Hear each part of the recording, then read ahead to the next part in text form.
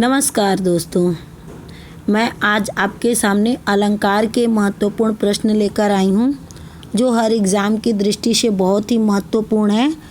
और आप हमारे इस चैनल को सब्सक्राइब करें, वीडियो आपको अच्छी लगे तो लाइक करें और आप इस वीडियो को अंत तक ज़रूर देखें।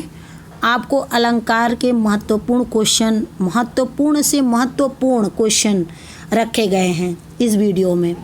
तो चलिए आपका समय न लेते हुए हम क्वेश्चन शुरू करते हैं। प्रश्न नंबर 1। चलिए प्रश्न नंबर 1 के लिए आप कमेंट करिए। प्रश्न 1 है, अलंकारों की महत्ता के संबंध में इनमें से कौन सा कथन सही नहीं है। आपको सही नहीं है, देखिए एग्ज़ाम में नहीं दिखता है कभी कभी, इसका फोकस करिएगा। ऑप्शन ए, अलंकारों से काव्य सौंदर्य में वृद्धि होती है। अलंकारों के बिना काव्य रचना संभव नहीं है। अलंकार काव्य सौंदर्य उत्तहन करते हैं। अलंकारों में काव्य की रोचकता और प्रभाव विष्णुता आती है। देखिए अलंकार के महत्व के संबंध में क्या नहीं है, तो अलंकार काव्य सौंदर्य उत्पन्न नहीं करते हैं बल्कि काव्य सौंदर्य में वृद्धि करते हैं। अन्य विकल्प अलंकारों की महत्व के संबंधित है। देखिए अब इसमें से कौन सा है। अलंकार जो होते हैं वो सौंदर्य को उत्पन्न नहीं करते हैं, तो ऑप्शन ए देखिए, अलंकार से काव्य सौंदर्य में वृद्धि होती है, ये राइट है। अलंकारों के बिना काव्य रचना संभव नहीं है, ये भी सही है। अलंकार सौंदर्य उत्तहन, यानी कि उत्तहन नहीं होगा, उत्पन्न, यहाँ पे है उत्पन्न करते हैं, तो इसको बाद में देखते हैं। अलंकारों से काव्य की रोचकता और प्रभाव विषुणता आती है, तो बात सही है कि अलंकार जो है, अलंकारों से काव्य में रोचकता भी बढ़ जाती है, लेकिन अलंकार काव्य सौंदर्य उत्पन्न नहीं करते हैं। तो ये आपका ऑप्शन जो है राइट रहा कि नहीं पूछा है तो ये चीज़ नहीं होता है। ठीक है, नेक्स्ट क्वेश्चन पे चलते हैं। क्वेश्चन नंबर 2 पे चलते हैं। क्वेश्चन नंबर 2 पे पूछा गया है, निम्नलिखित में से कौन सा अलंकार के भेद नहीं है। फिर यहाँ पे नहीं वाला क्वेश्चन आया है। शब्दालंकार, छंदालंकार, अर्थालंकार और उभयालंकार। तो आप बताएंगे कि इसमें से अलंकार के भेद नहीं हैं। कौन से भेद नहीं हैं, कमेंट करिए क्वेश्चन नंबर 2 के लिए। तो आप सभी जानते हैं कि अलंकार के 3 भेद होते हैं। 3 भेद में कौन कौन से भेद होते हैं? शब्दालंकार, अर्थालंकार और उभयालंकार। तो इसमें नहीं पूछा है, तो राइट ऑप्शन क्या हो जाएगा? Question number B is right answer. B आपका जो होगा वो राइट आंसर हो जाएगा। तो क्वेश्चन नंबर बी, देखिए अलंकार के भेद नहीं पूछा है तो नहीं है छंदालंकार। तीनों जो है अलंकार के भेद है। नेक्स्ट क्वेश्चन पे चलते हैं। क्वेश्चन नंबर 3, देखिए अलंकार के कितने भेद होते हैं। अब अलंकार के आपको भेद बताने हैं। अलंकार के कितने भेद होते हैं, तो अभी हमने आपको अगले क्वेश्चन में बताया था। आप कमेंट करिए। Option A 8, option B 12, option C 6, option D 3। तो आपको बताने हैं कि अलंकार के कितने भेद होते हैं। तो यहाँ राइट ऑप्शन है ऑप्शन डी, अलंकार के 3 भेद होते हैं, शब्दालंकार, अर्थालंकार और उभयालंकार। नेक्स्ट क्वेश्चन पे चलते हैं। क्वेश्चन नंबर 4, देखिए इसमें से जो अनुप्रास अलंकार का लक्षण ना हो उसे छांटिए। इसमें आपको वो बताना है जिसमें अनुप्रास अलंकार के लक्षण नहीं होते हैं, तो आपको बताना है। अनुप्रास अलंकार वो होते हैं, देखिए ऑप्शन पहले देखिए, शब्द के प्रारंभ अथवा अंत में वर्णों की आवृत्ति हो, एक या अनेक वर्णों का क्रमानुसार आवृत्ति, पंक्तियों की संपूर्णता आवृत्ति, या एक ही उच्चारण स्थान पर बोले जाने वाले वर्णों की आवृत्ति। तो आपको बताना है, तो इसमें से कौन सा अनुप्रास अलंकार के लक्षण नहीं है। तो शब्द के आरंभ अथवा अंत में वर्णों की आवृत्ति होती है। अनुप्रास अलंकार में एक या अनेक वर्णों का क्रमानुसार आवृत्ति भी होती है और एक ही स्थान के बोले जाने पर वर्णों की आवृत्ति होती है। ये भी बार बार, जैसे अनुप्रास अलंकार में क्या करते हैं, पंक्तियों की जो है संपूर्ण आवृत्ति अनुप्रास अलंकार के लक्षण नहीं होते हैं। ठीक है, इसलिए विकल्प इसका सही आंसर है। ठीक है, इसमें नहीं पूछा है तो नहीं, हमारा ऑप्शन नंबर सी है। नेक्स्ट क्वेश्चन पे चलते हैं, क्वेश्चन नंबर 5। देखिए, इसमें पूछा गया है कि शब्द अलंकार में यह नहीं है। शब्द अलंकार में क्या नहीं है? यमक, श्लेष, अनुप्रास या उपमा। तो आपको बताने हैं कि यमक अलंकार में क्या नहीं है। देखिए, शब्द अलंकार में नहीं है यमक, श्लेष, अनुप्रास या उपमा। तो मैं आपको थोड़ा सा हिंट देती हूँ। देखिए, ये जो पूछा है, जब पहले चलते हैं उपमा पे, उपमा, रूपक, उत्प्रेक्षा, उपमेय, अतिशयोक्ति, प्रतिवस्तु उपमा, अंतःस्त्रण, काव्यालिंग, उल्लेख, विरोधाभास, शोभावक्ता, दृष्टांत आदि, ये सब क्या है? अर्थ अलंकार है। ये सब अर्थ अलंकार में आते हैं। ठीक है, ये सब आपके अर्थ अलंकार में आ जाते हैं। तो शब्द अलंकार में क्या नहीं है? तो देखिए, यमक है, श्लेष है, अनुप्रास है, लेकिन उपमा नहीं है। तो आंसर आपका क्या हो जाएगा? डी। ठीक है, ये तीनों जो है शब्द अलंकार के भेद हैं, लेकिन उपमा अलंकार, इसमें उपमा अलंकार आपके नहीं है। ये तीनों शब्द अलंकार के भेद हैं, लेकिन उपमा नहीं है, इसलिए ये राइट है। नेक्स्ट क्वेश्चन पे चलते हैं, क्वेश्चन नंबर 6। क्वेश्चन नंबर 6 पे चलते हैं।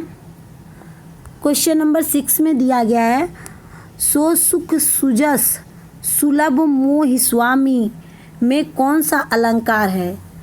फिर देखिए, सो सुख सुजस सुलभ मोहि स्वामी में कौन सा अलंकार है?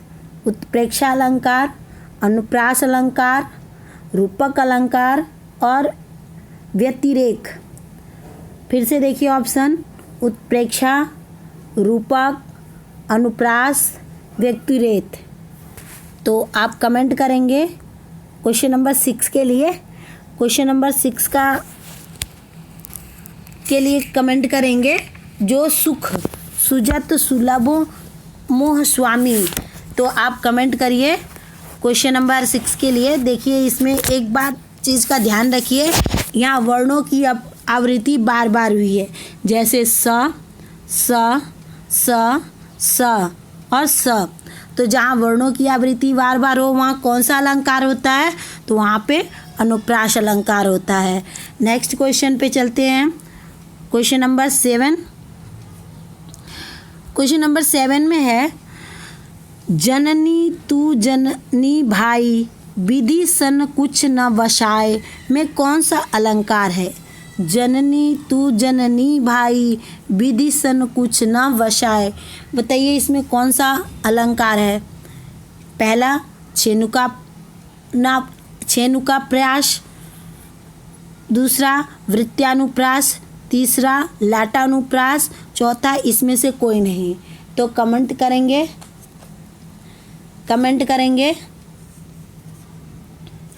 जननी तू जननी, यहाँ पे भई होगा, भाई नहीं होगा, भई।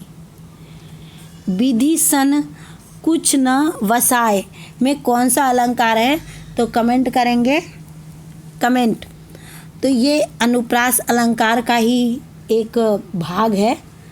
तो आप इसमें बताएंगे कि कौन सा अलंकार है। तो जननी तू जननी भई विधि सन कुछ न वसाए, इसमें है लाटा अनुप्रास। Option number C is right answer. Next question पे चलते, क्वेश्चन नंबर 8। क्वेश्चन नंबर 8 पे चलते हैं। यहाँ क्या पूछा है, जहाँ एक व्यंजन आवृत्ति एक या अनेक बार हो वहाँ होता है। देखिए बहुत ही आसान, छेनका अनुप्रास, वृत्यानुप्रास, लाटानुप्रास या तीनों।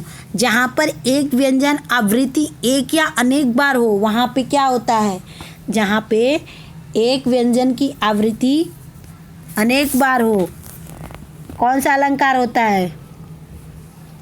कमेंट करिए, कमेंट।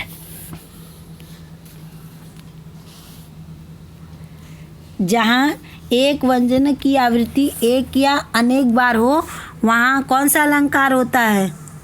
तो कमेंट इसमें है ऑप्शन नंबर जो है बी, ऑप्शन नंबर बी।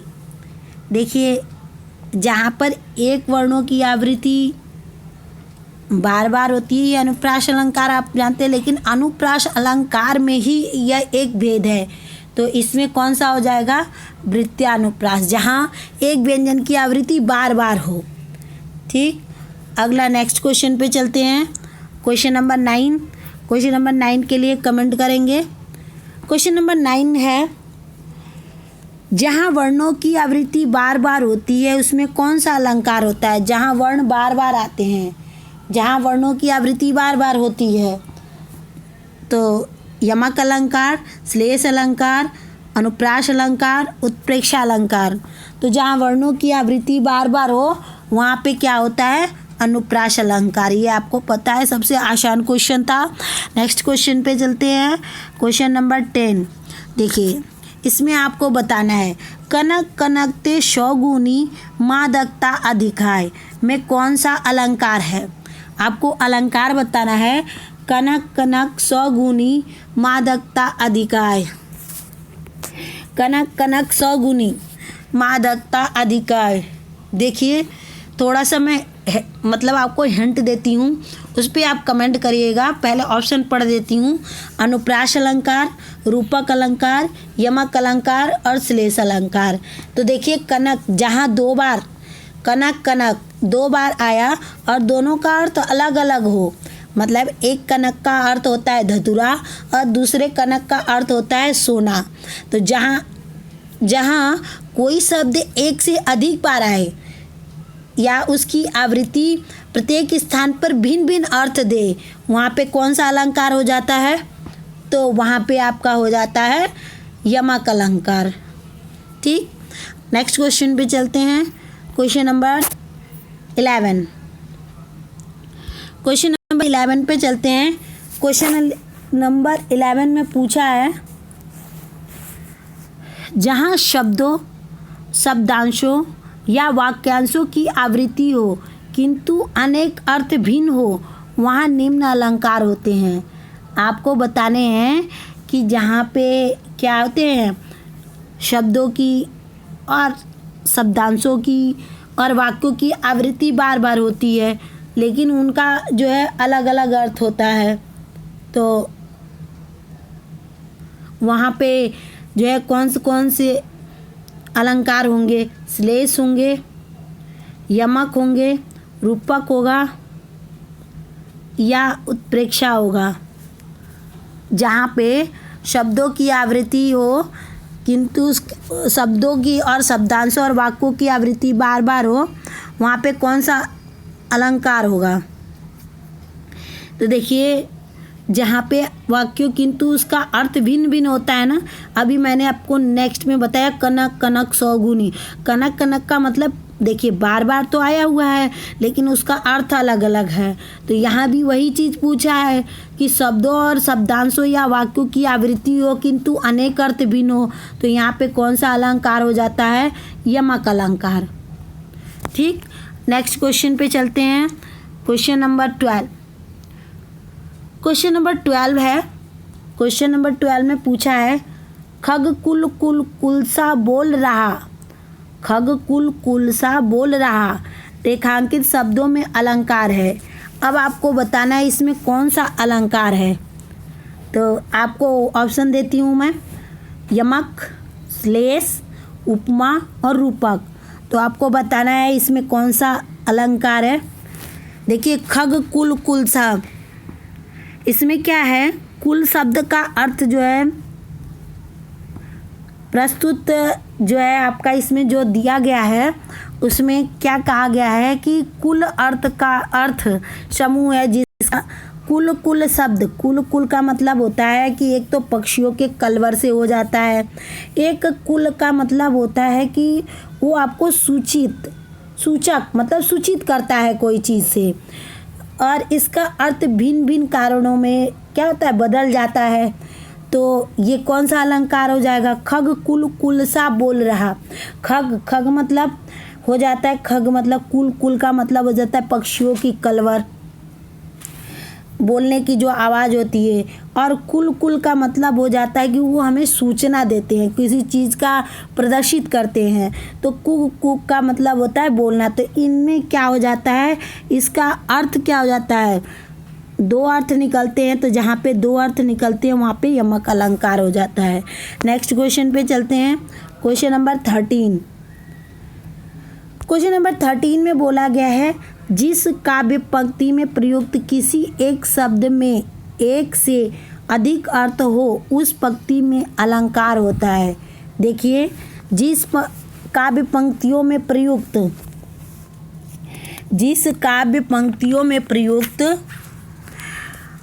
किसी एक शब्द के एक से अधिक अर्थ हो, मतलब उसका एक भी हो, दो भी हो और ज़्यादा भी हो, तो आपको बताना है कि उस पंक्ति में कौन सा अलंकार होता है। देखिए यहाँ पे ऑप्शन दिया गया है, रूपक, अनुप्रास, यमक, श्लेष।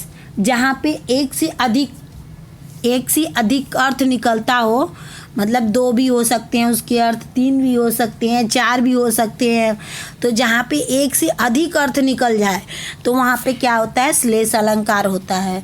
नेक्स्ट क्वेश्चन पे चलते हैं। क्वेश्चन नंबर 14 पे चलते हैं।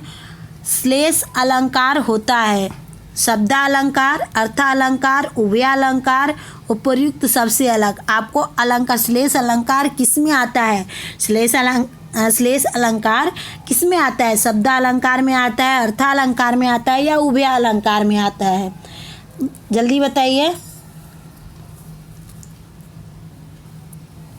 तो ये जो आता है, जहाँ देखिए जहाँ पे कविता में सौंदर्य और चमत्कार आ जाता है शब्दों के कारण जहाँ पे कविता में क्या आ जाता है, एकदम चमत्कार उत्पन्न होने लगता है, तो यहाँ पे कौन सा अलंकार हो जाएगा, शब्द अलंकार, करेक्ट आंसर। नेक्स्ट क्वेश्चन पे चलते हैं। Question number 15। आपको हमारा चैनल अच्छा लगे तो सब्सक्राइब कीजिए, वीडियो अच्छी लगे तो लाइक करिए, हाँ कमेंट करना ना भूलिए, कमेंट ज़रूर करिए आपको ये वीडियो कैसी लगी।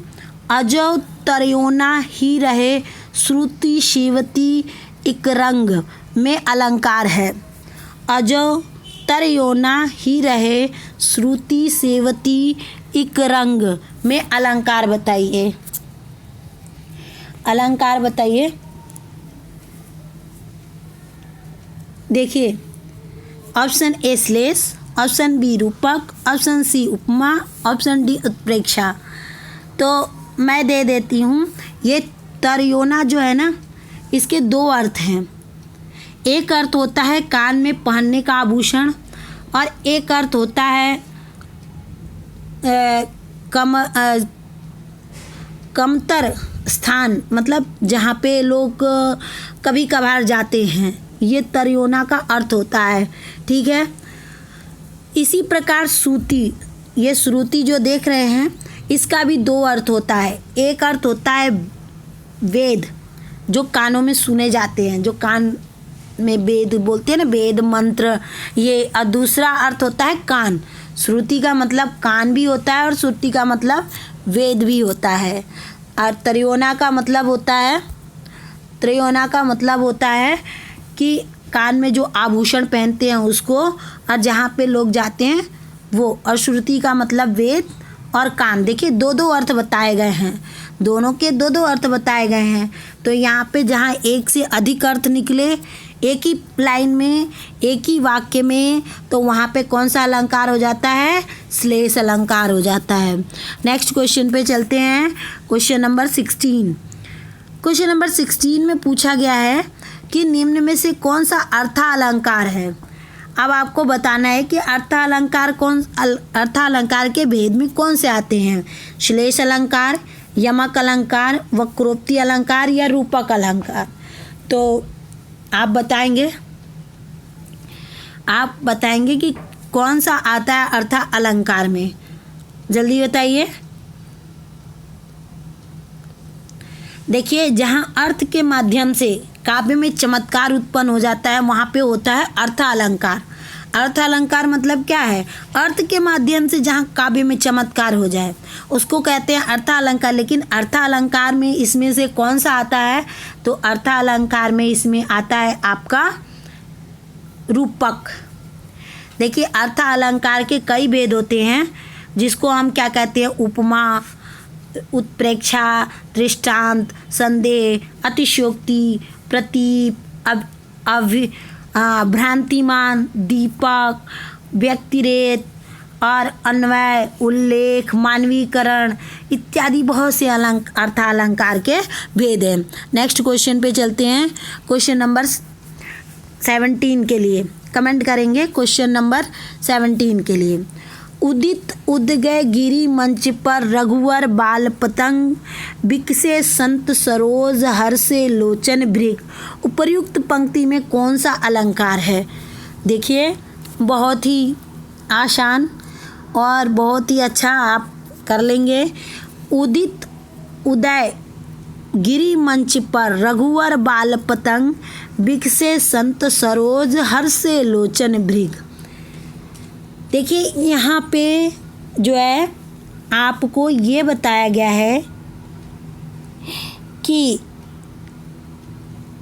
इसमें हमने आपको पहले भी बताया था कि जहाँ पे अर्थ के माध्यम से चमत्कार उत्पन्न हो जाए, तो जैसे आप देख रहे हैं कि इंद्रधनुष, मतलब इंद्रधनुष कहाँ निकलता है? आसमान में। तो उदित मतलब इंद्रधनुष के समान जो है निकला हुआ है और रामचंद्र जी जो है उस पर चढ़ गए हैं। इसमें मंच राम यानी कि रामचंद्र जी अपने संत लोचन नेत्र, यहाँ पे उपमा में उपमेय उदित उदय गिरी मंच पतंग यानी कि सूर्य का, और सरोज और भृग यहाँ पे उपमान है। देखिए, इसमें उपमेय क्या है? नेत्र है। और उदयगिरी जो है क्या है? उदयगिरी आपका यहाँ पे उपमान है। तो जहाँ उपमेय में उपमान का जो है भेद किया जाए वहाँ पे कौन सा अलंकार हो जाता है? वहाँ पे रूपक अलंकार हो जाता है। नेक्स्ट क्वेश्चन पे चलते हैं। Question number 18। क्वेश्चन नंबर 18 पे भी वही बात आ गई है। देखिए, दो बार क्वेश्चन हो गया है। इसमें भी आपको वही बताना है। उदित उदय गिरी मंच पर रघुवर बाल पतंग में कौन सा अलंकार है? तो आपने पहले ही पढ़ लिया, रूपक अलंकार है। जहाँ एक की तुलना दूसरे से की जाती है तो वहाँ पे क्या हो जाता है? रूपक अलंकार होता है। नेक्स्ट क्वेश्चन पे चलेंगे। Question number 19। क्वेश्चन नंबर 19 का है, चरण कमल बंदो हरिराई में कौन सा अलंकार है? देखिए, चरण कमल, तो कमल रूपी जो है चरण, बंदो हरिराई, हरि मतलब भगवान, तो चरण की तुलना किससे की जा रही है? तो चरण की तुलना कमल से की जा रही है। तो जहाँ उपमा में उपमेय का भेद हो वहाँ पे कौन सा अलंकार होता है? यमक, रूपक, श्लेष या अनुप्रास। तो कौन सा अलंकार होता है? बताएंगे जल्दी। तो यहाँ पे जो होता है रूपक अलंकार हो जाता है। इसमें उपमा और उपमेय में भेद, मतलब दोनों का आपस में तालमेल किया जाता है, वहाँ पे हो जाता है रूपक अलंकार। नेक्स्ट क्वेश्चन पे चलते हैं। Question number 20। ये हमारे वीडियो का लास्ट क्वेश्चन है। आपको हमारी वीडियो अच्छी लगे तो कमेंट करिए कमेंट करिए और हमारे वीडियो को लाइक ज़रूर कीजिए। चलिए क्वेश्चन पढ़ते हैं। क्वेश्चन नंबर 20, मुख रूपी चांद पर राहुल भी धोखा खा गया। पंक्ति में अलंकार है मुख रूपी चांद पर राहु भी धोखा खा गया। पंक्ति में अलंकार है श्लेष अलंकार, वक्रोक्ति, उपमा और रूपक। तो आपको बताने हैं कौन सा अलंकार है। तो देखिए, मुख रूपी चांद मतलब चांद की तुलना किससे की जाती है? मुख से, या मुख की तुलना किससे की जा रही है? चांद से। तो जहाँ पे तुलना की जाती है वहाँ पे कौन सा अलंकार होता है? तो वहाँ पे रूपक अलंकार होता है। आपको हमारा चैनल अच्छा लगे तो लाइक करिए, सब्सक्राइब करिए, और वीडियो अच्छी लगे तो लाइक ज़रूर करिए, हमारे चैनल को सब्सक्राइब करिए और हमारे इस वीडियो को ज़्यादा से ज़्यादा अपने दोस्तों में शेयर करिए। धन्यवाद।